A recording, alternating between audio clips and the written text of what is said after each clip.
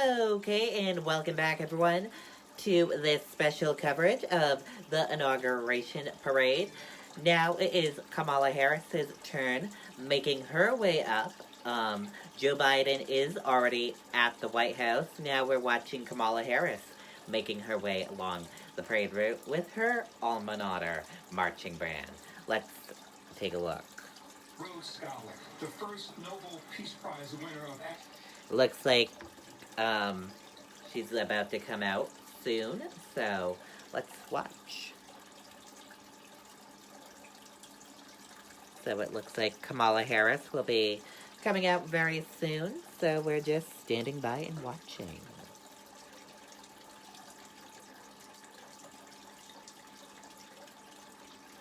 Looks like here she comes out of the limo, Kamala Harris. And her husband. Came up with a strategy there. The community came to the moot courts that they held. They criticized constructively the strategy, and it was a community effort based in Howard University under the leadership of the great law dean Charles Hamilton Houston and Thurgood Marshall. And we would not have desegregation the way we have were it not for Howard University. And now, the Vice President of the United States, proud graduate of Howard University, there with her family, getting prepared for her walk up the avenue. Lizzie Davis, Kamala Harris' sister, one of her closest advisors. Yes, in fact, she ran her campaign early on. At this point, you could not see her there with her niece and her niece's two children as they are making this walk up to the White House. It's been suggested that in part Kamala Harris chose to wear purple in tribute to Shirley Chisholm.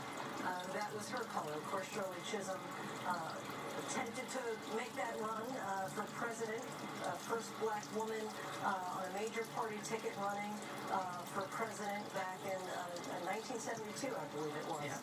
And she is making that purple representation as well of Shirley Chisholm. Cecilia Reagan, you covered Kamala Harris for Vice President of California. In my past life as a newspaper reporter at the San Francisco City Hall when she was the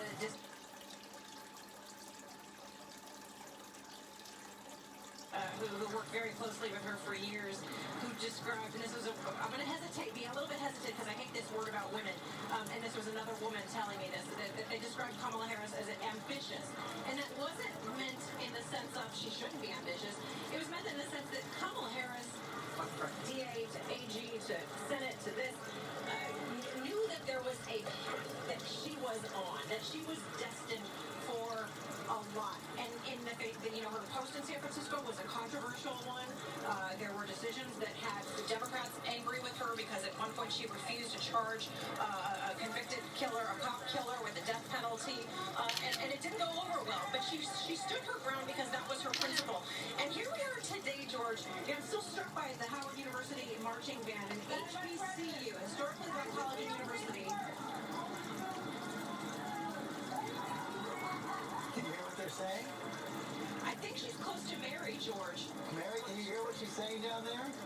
I get lots of waves, George, some thumbs up, and the family certainly is having a very, very good time soaking in this moment. And I have to say, Joe Biden always says her story is America's story. And you just look at that family marching up Pennsylvania Avenue, and it is a picture of American diversity. It is a picture of the modern American family. And right now, it's a picture of a family soaking up a moment of history, a moment of huge importance, not just for our nation, but for the world and the message that it sends, but also just a moment for them to sort of pause and reflect and soak it all in. This has been a really hard year, a really hard-fought campaign, and I have to say, it looks like the little girls are having a good time, too. Thank you. Joined now by Senator Amy Klobuchar. Of course, she ran in the presidential campaign, competed with Kamala Harris, competed with Joe Biden in the last campaign, was one of the chairs of the inaugural event. Today, your thoughts? Okay, it looks like we're having a little technical difficulties. Sorry about this, everyone.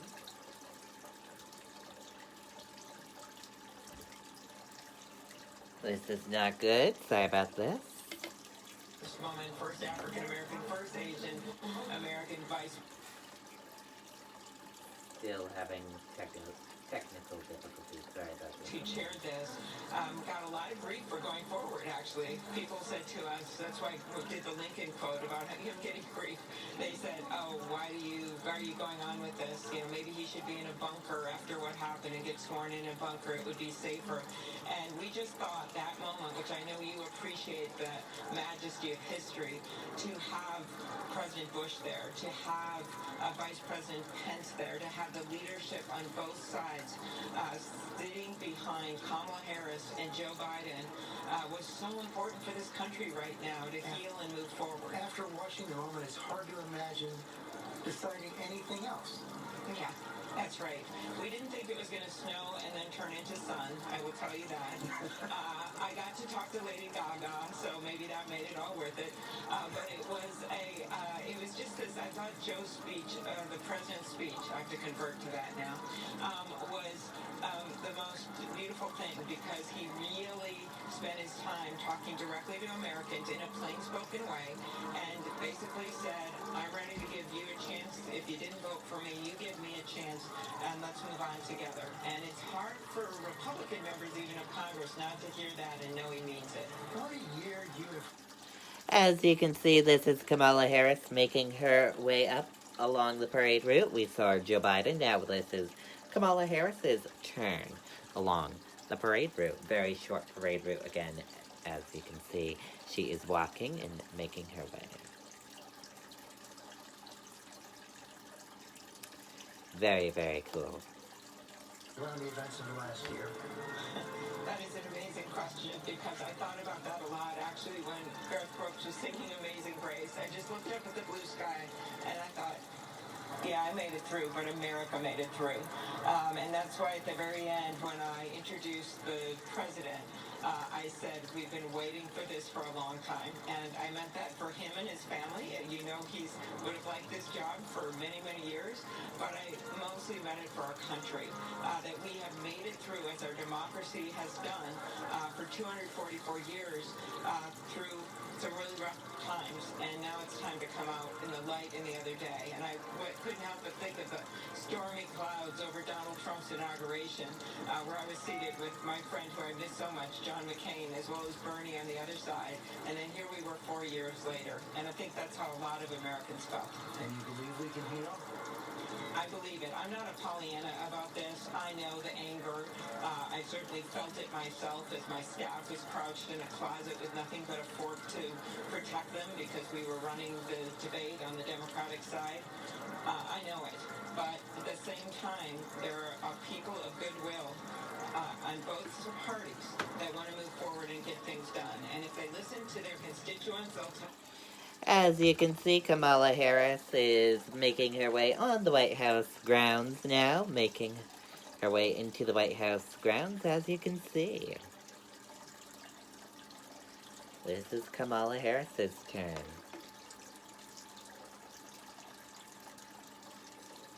Making her way into White House grounds.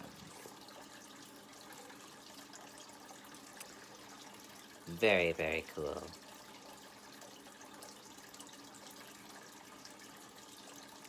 History in the making. The great nieces, Rachel Scott. It looked like her grandniece there was practicing to one day walk up that avenue herself. Yeah, and she actually suggested that once, right before the race was called, saying that she wanted to be an astronaut president. And Kamala Harris, the vice president, then told her that she could do that, but she has to wait until she's 35, until she's old enough. You know, this is the first time that this family has seen each other in months, since the race was actually called. You have Doug Emhoff there, the second gentleman.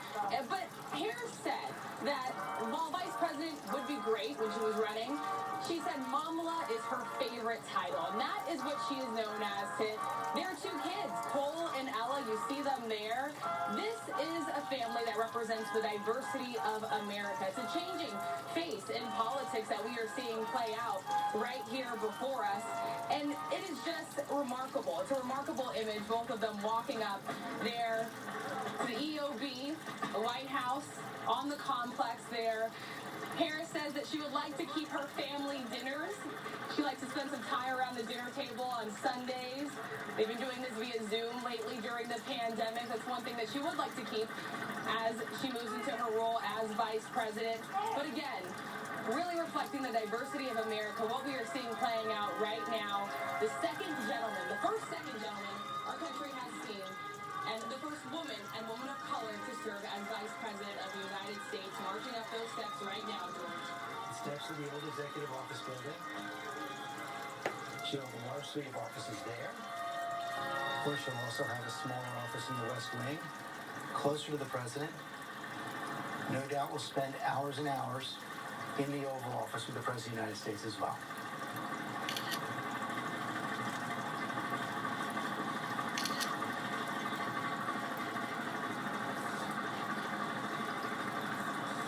Getting nod ahead as it all soaks in. As she gets to work as well, we'll be right back. Okay, there you go. Kamala Harris is at the White House, getting to work as well, as you can see. Very, very cool. Thank you for watching the parade edition. We'll be back later on with more coverage, special coverage. We'll see you back here later on. Goodbye.